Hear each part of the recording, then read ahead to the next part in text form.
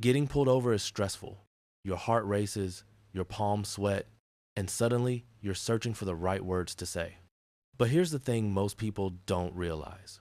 What you say in those first few moments can make the difference between driving away with a warning or getting slapped with a hefty ticket. As someone who's reviewed thousands of traffic stop cases, I'm going to share the exact words and strategies that actually worked.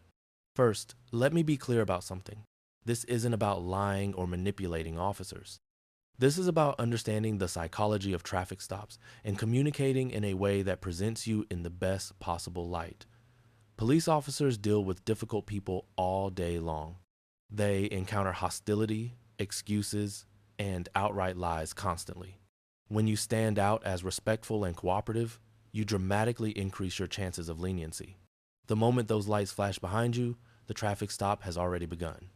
Your actions before the officer even reaches your window are being observed and evaluated. Pull over immediately, safely, and completely. Don't slow down and keep driving while you look for the perfect spot. Don't make sudden movements that could be interpreted as hiding something. Signal, slow down, and pull to the right as soon as it's safe. If you're on a highway, try to get as far off the road as possible. Officers appreciate when you prioritize their safety. Once you're stopped, turn off your engine. Turn on your interior light if it's dark outside. Roll down your window completely. And here's a big one that people often miss. Keep your hands visible on the steering wheel. Officers approach every vehicle not knowing what they're walking into.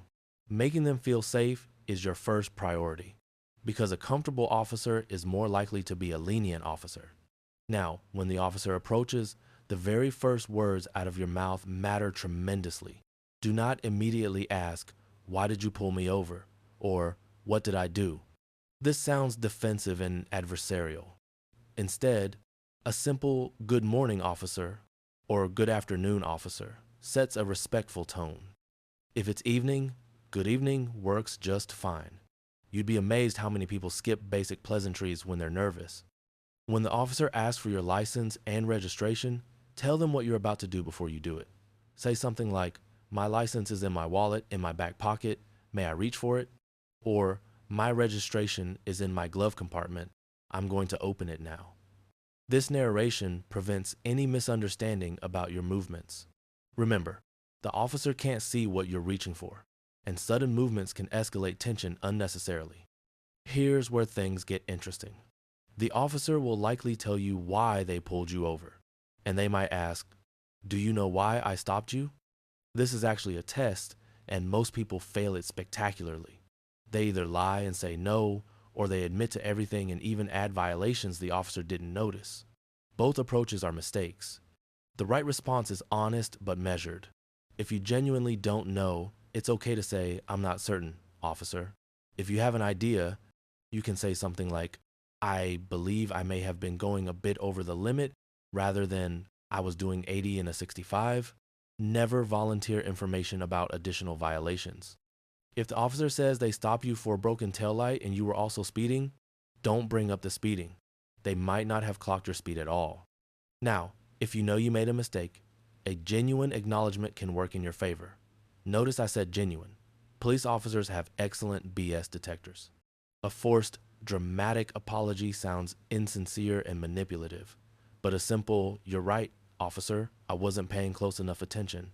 I apologize," can be disarming. It shows accountability without making excuses. Speaking of excuses, let's talk about what not to say. Don't blame your GPS, your passengers, your phone, or the car behind you. Don't claim you didn't see the speed limit sign. Don't say you were just following the flow of traffic.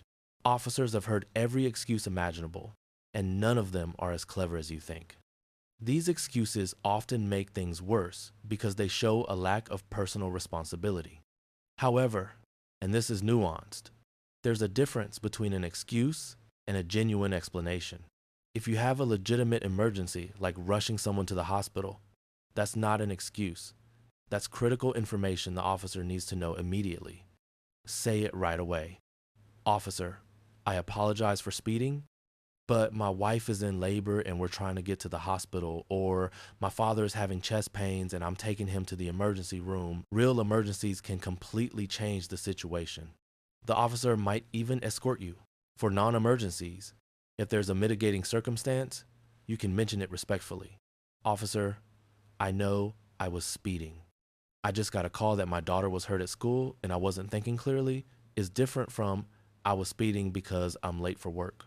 One shows understandable human reaction to stress, the other shows poor time management. But be careful here, because even with valid reasons, some officers will still write the ticket and tell you to contest it in court. Let's talk about attitude. Your tone matters as much as your words. Even if you're frustrated, even if you think the stop is unfair, maintaining composure is essential. Address the officer as officer, or sir, or ma'am. Don't be overly familiar. Don't try to joke your way out of it. And definitely don't be condescending or argumentative. If you disagree with the officer's assessment, save it for court. The side of the road is not the place to win your case. If the officer asks you questions beyond the basic license and registration, you need to be strategic. You have the right to remain silent, but invoking that right during a traffic stop can seem aggressive and escalate things. For most traffic violations, brief, respectful answers are fine. If questions start veering into territory that could incriminate you for something more serious, then you can politely say, I'd prefer not to answer any more questions without speaking to an attorney. But for a typical speeding stop, this level of legal defense usually isn't necessary. Here's a powerful phrase that sometimes works. Officer, I completely understand if you need to write me a ticket. I made a mistake. I'd just like to say that I have a clean driving record, and I'd really appreciate any consideration you might be able to give me. This acknowledges their authority, shows respect, and makes a reasonable request without begging or being presumptuous. Some officers have discretion to give warnings instead of tickets, and this approach can tip the scales in your favor. If you do get a ticket, your response matters for your future case. Don't argue, don't refuse to sign it, and don't make threats about fighting it in court. Signing a ticket is not an admission of guilt. It's simply acknowledging receipt. If you refuse to sign, you can actually be arrested in many jurisdictions. Just sign it, say, "Thank you, officer. I understand. Have a good day," and move on.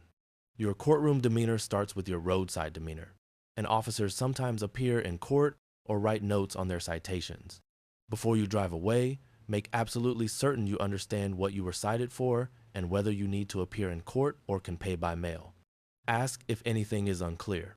Officer, just to confirm, I need to respond within 30 days. Is that correct? This shows you're taking it seriously and prevents you from missing important deadlines.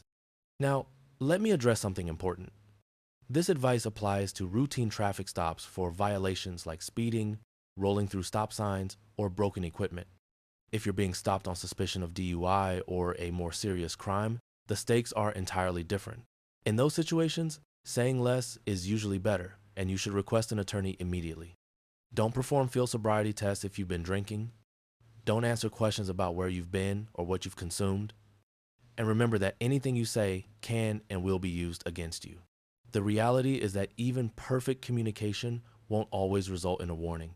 Sometimes the officer has a quota to meet, sometimes the violation was too egregious, sometimes they're just having a bad day. But I can tell you with absolute certainty that being respectful, calm, and cooperative never hurts your chances, and it often helps significantly. One final thought. The absolute best way to avoid a traffic ticket is to not commit traffic violations. That sounds obvious, but it bears repeating. Pay attention to your speed, your surroundings, and your vehicle's condition. Use cruise control on highways. Give yourself extra time so you're not rushing, and fix broken lights or expired tags immediately. Prevention is always better than persuasion. If you do get a ticket, don't pay it automatically. Depending on your record, insurance impact, and the violation, fighting it, negotiating a reduced charge, or taking traffic school may be worth it. In some cases, a traffic attorney can save you far more in long-term insurance costs than their fee. Also remember that police officers are people doing a tough job. Many prefer giving warnings over tickets. Treat them with respect, stay calm, and acknowledge mistakes when appropriate. These steps won't guarantee anything, but they can significantly improve your odds. Drive safely.